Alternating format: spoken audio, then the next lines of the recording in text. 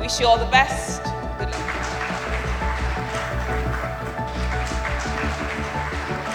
So I thought about how life will be if my mother, moved to Nigeria and we started farming.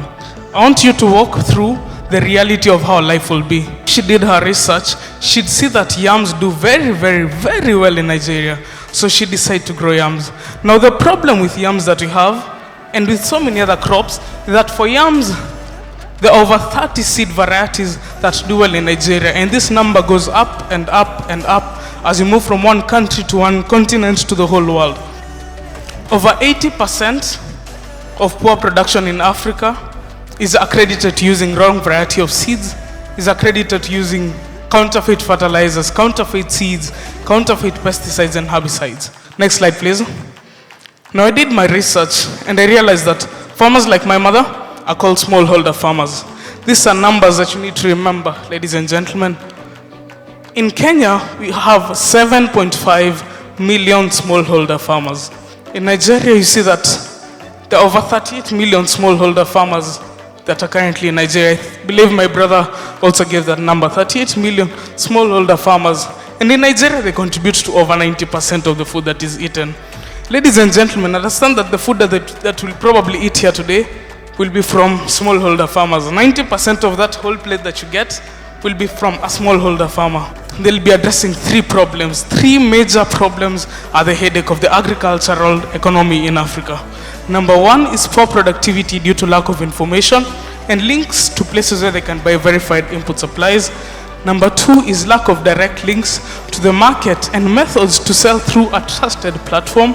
And number three, which is caused actually by number two, is wastage due to post-harvest losses. I can assure you, ladies and gentlemen, you can actually kick me out here if all the pitches that will be here will not address one of these three problems. Our solution is called MCHE. His solution is called Kulima. It's a Swahili word. Mine is a Swahili word as well. I'll teach you a bit of it today. MCHE means seedling. Next slide, please. MCHE means seedling. And by seedling, what do you mean? We want to be with the farmer every step of the journey from when they start to when they finish. MCHE is a solution that provides farmers with advisory information on the best crops to grow at the right time. They can also buy input supplies from the platform and sell their produce at the right price. We also provide the farmers with a community tab where they can talk to other farmers and an AI assistant as well to answer any questions. Apart from that, we also have an USSD system to allow farmers to get all this information as well on a feature phone. That is on our system. We currently have a way that you can get all this advisory in Swahili, in Igbo, and in English. We want to ensure that, the farmer who is a young farmer who can understand English, for our parents who can probably not understand English, and our grandparents who definitely don't understand English, we're giving them all this. So you can see now you're getting all this information in Igbo, and you can, every farmer can just understand this language who is in Nigeria. If you go back to English, we can now be able to download it as a PDF. You can get all this information offline. Here we've also broken it down into steps. So step one is site selection.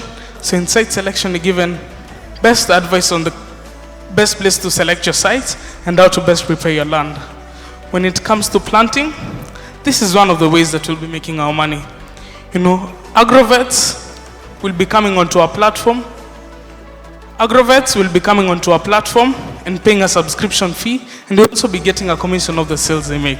So if they come on our platform, we allow them to advertise to the farmers so they can get verified input supplies. We want to make sure the farmers on our platform fall under the 20% of the farmers that don't fall into the trap of buying unverified seeds, unverified fertilizers.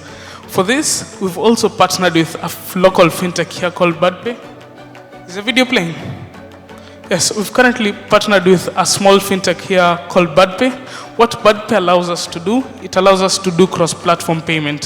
So if you come onto this, you can buy now, and you can decide whether you want to buy in Kenyan shillings, Nigerian naira, or US dollar.